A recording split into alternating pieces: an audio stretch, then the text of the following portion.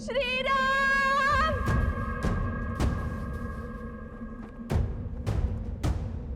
भैया ये तो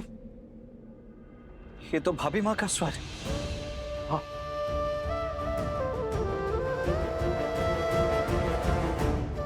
सीते, स्वामी। सीते। श्री राम।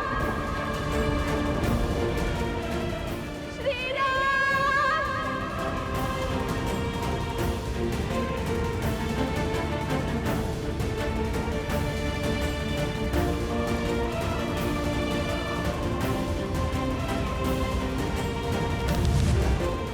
श्री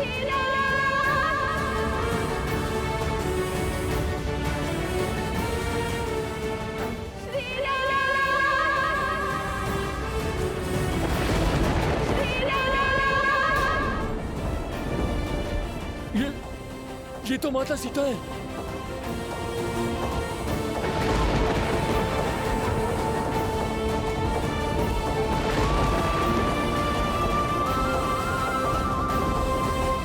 माता, स्वामी।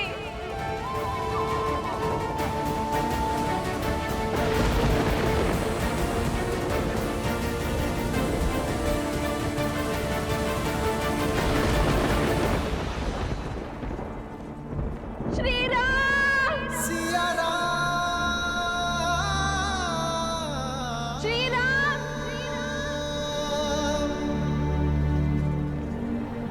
स्वामी।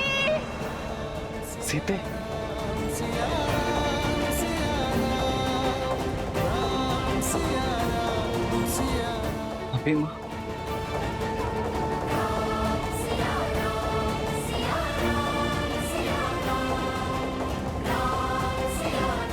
लगता है रावण माता सीता को लौटाने का संकल्प कर चुका है। सीते,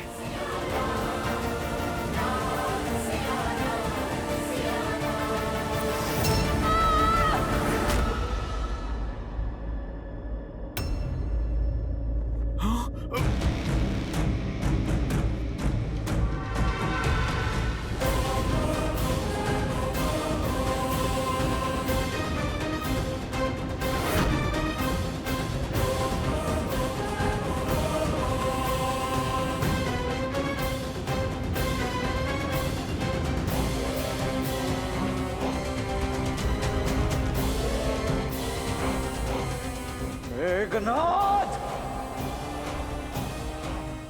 इस समय तुम्हें उत्तर देने का नहीं है, तुम्हारे भ्राता श्री को संदेश देने का है। राम, देखो, अपने पिताश्री की ओर से मैं तुम्हारे लिए उपहार लेकर आया हूं।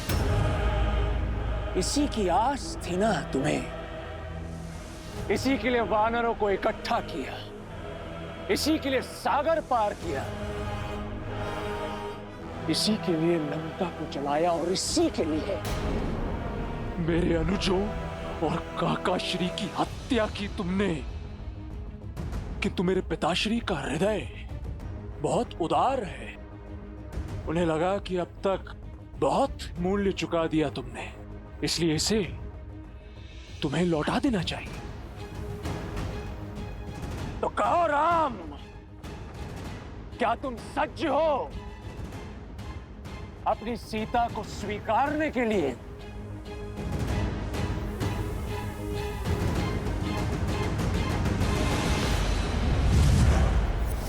सीते,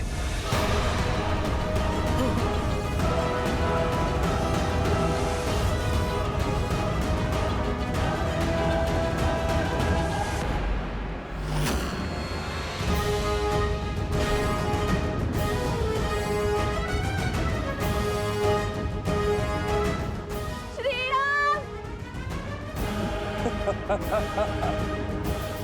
इतने से भयभीत हो गए तो फिर सीता के संहार का दंश कैसे सहोगे राम?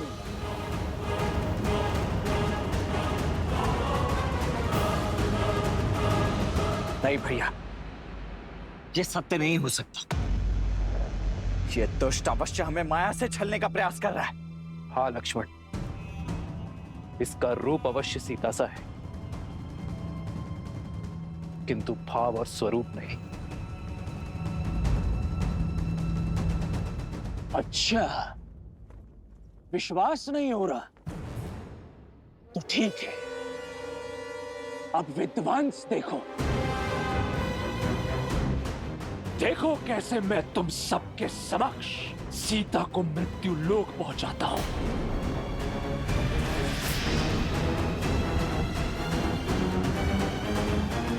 मैं आप ही की सीता हूँ श्री राम।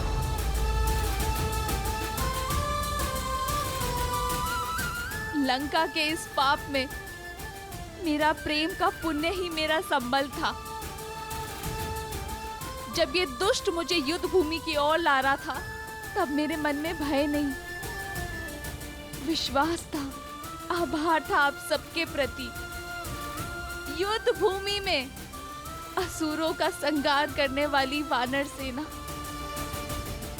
धन्यवाद।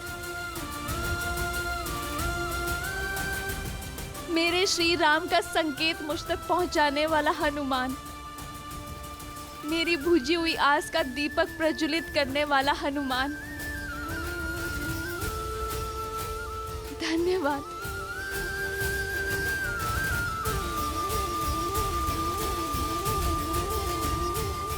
मुझे भाभी से अधिक मां मानने वाले, दिन रात मेरी सेवा करने वाले, मेरी रक्षा के लिए लक्ष्मण रेखा खींचने वाले, मेरे लक्ष्मण भैया, मेरी गरिमा पर हुए आक्रमण का उत्तर देने के लिए धन्यवाद। अभिभा, विश्वास की हर डोर टूट सकती है, किंतु मेरे श्री राम से आस की डोर कभी नहीं। वनवास में पग पग पर मेरा ध्यान देने वाले, मेरी इच्छा पूर्ति के लिए स्वर्ण मृग तक का आखेट करने वाले, मेरे साथ के लिए सागर पर सेतु बनाकर यहाँ आने वाले, मेरा मन, मेरा तन, मेरे प्राण, मेरे श्री राम, धन्यवाद। सीते,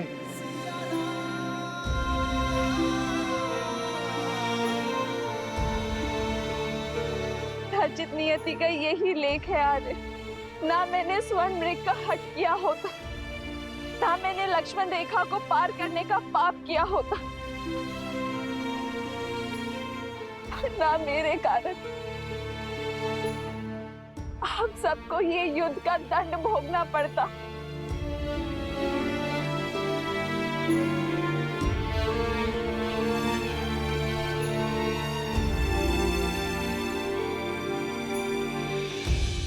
मुझे वन में भी महलों का सुख देने के लिए धन्यवाद श्री राम। वनवास को भी वैकुंठ वास बनाने के लिए धन्यवाद श्री राम। हर बाधा से लड़ यहाँ तक आने के लिए धन्यवाद श्री राम। अपने अंतिम दर्शन का लाभ देने के लिए धन्यवाद श्री राम।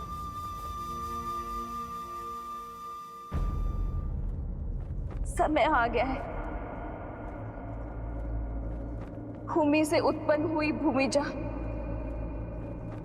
एक बार पुनः भूमि में मिल जाएगी। मेरा काटना असंभव हो रहा था मेरे लिए श्री, मृत्यु का ये मार्ग मेरा उद्धार है। नहीं सीते,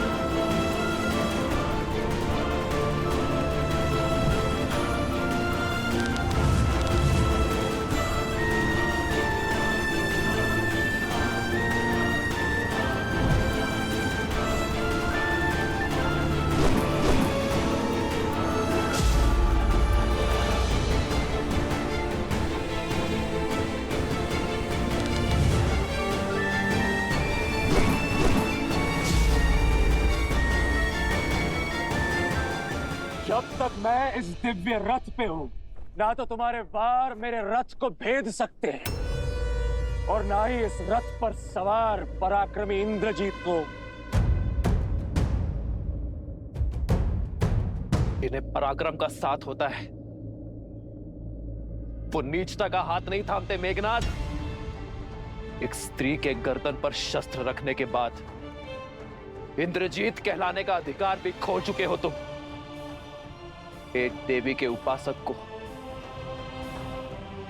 उनके आशीष की शक्ति से युक्त योद्धा को एक निहत्थी स्त्री पर बल का प्रयोग करना शोभा नहीं देता। निहत्थी स्त्री मेरी बुआ शूर्पनखा भी थी, उनके अंग भंग कर दिए तुमने, तब तुम्हारे मन में यह विचार नहीं आया? इंद्रजीत, वो शूर्पनखा के पाप का दंड था, इसीलिए धर्म था, किंतु तुम ये अधर्म कर रहे हो। एक भाई के धर्म का परित्याग करने वाले, जाति और देश धर्म से विद्रोह करने वाले, आप जैसे विश्वासघाती के मुख से धर्म की बातें शोभा नहीं देती काकाश्री। लंका और लंकेश के लिए युद्ध का केवल एक ही नियम है, विजय, और उसके लिए शत्रु पर वहां प्रहार करना होता है जहां पर उससे सबसे अधिक पीड़ा हो। मैं भी वही कर रहा हूं, अपने शत्रु के नेत्रों के समक्ष उसके संबल पर, उसके बल, उसकी आशा, उसका सब कुछ तोड़कर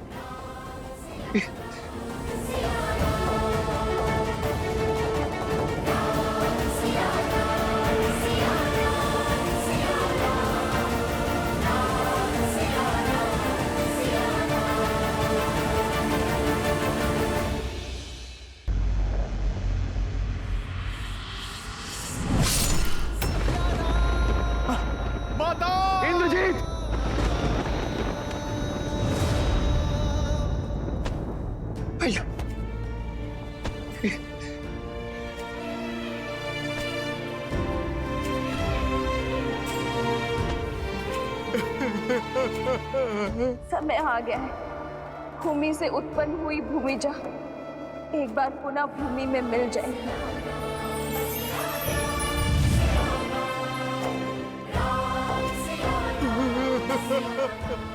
अब सीता की मृत्यु उस विश्वास, उस उद्देश्य का अंत करेगी जिसे लेकर राम आगे बढ़ रहा है।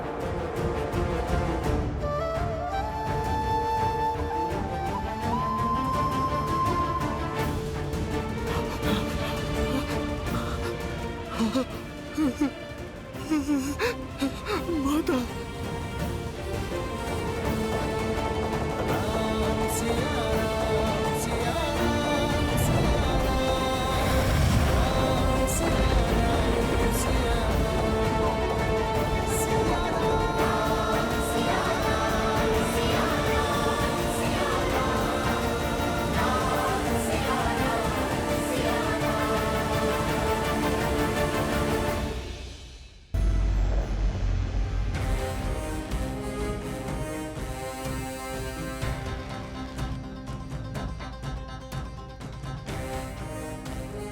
अद्भुत है मेरे इंद्रजीत का प्रण। कैसा लग रहा है संसार के सबसे शक्तिशाली सिंहासन पर बैठकर? जानता था मैं कि तुम असंभव को संभव करने की क्षमता रखते हो, तुम इस सिंहासन पर बैठने योग्य हो। आपका विश्वास उचित था पिताश्री, मेरी एक फुफकार ने राम और उसकी सेना के उद्देश्य और उसकी आस के सभी दीपक बुझा दिए। अब समय फुफकार का नहीं, हुंकार का है। राम और उसके मरकटों की सेना का मन और बल दोनों क्षीण हैं। उन पर जीत प्राप्त करना सरल होगा। तुम पुनः निकुंबला देवी के गुफा में जाओ और अपना अनुष्ठान पूर्ण करो। ऐसा विजय अस्त्र पाओ जिसके एक वार से राम और उसके मरकटों की सेना का नाश हो जाए।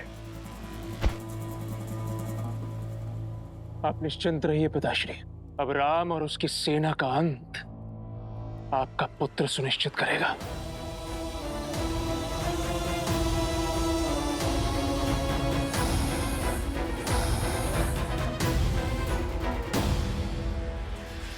जो आज तक नहीं माना वो आज जान लिया मैंने।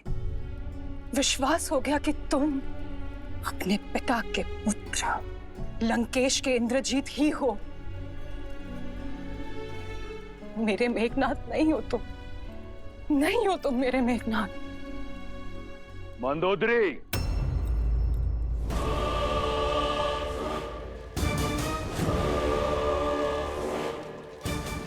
क्या तुम्हें इस बात का ज्ञान नहीं कि तुम कहां खड़ी हो?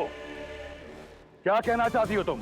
यही कि आज जान गई हूं लंकेश, अपनी जीत का डंका बजाने के लिए आप ही नहीं, आपका पुत्र भी मर्यादा की हर सीमा को लांघ सकता है। तुम अपनी मर्यादा की सीमा मत लांघो और मेरे पुत्र और उसके विजय के पथ में बाधा मत डालो। ये जानते हुए भी कि इस माँ की आंखें अपने पुत्र को अंतिम बार देख रही हैं।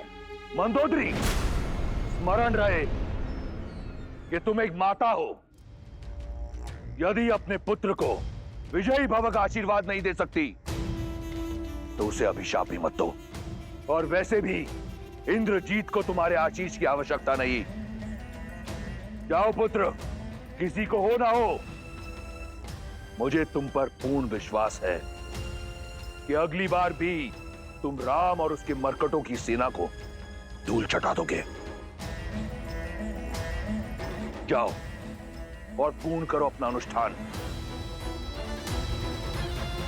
विजयी भव। मेघनाथ,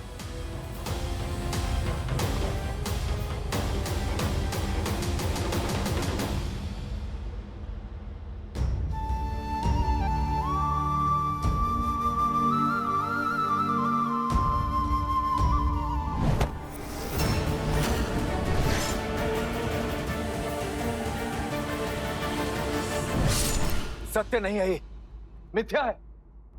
राम है प्रभु। ये माता सीता नहीं, माया का जाल था, माया का जाल।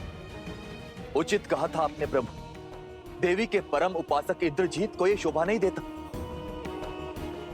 काका हूं मैं उसका, उसे भली भांति जानता हूं कि इंद्रजीत कभी भी एक स्त्री को उसके केश से पकड़कर खींच नहीं सकता, और उसकी हत्या करना तो बहुत दूर की बात है प्रभु। ये भ्रम आपका होगा विभीषण जी। वो दुष्ट रावण का बेटा है, किसी भी निष्ठा पर उतर सकता है, और इसका प्रमाण हम सब ने युद्ध भूमि में देखा है। अन्ना, मैं भी यही चाहता हूं विभीषण जी की। ये बस माया मात्र है, परंतु इस सत्य को कैसे झुठला दूं मैं? पहले मुझे भी यही लगा कि ये सत्य कैसे हो सकता है। ये निश्चित रूप से माया है ये, परंतु भावे भाग्येश्वर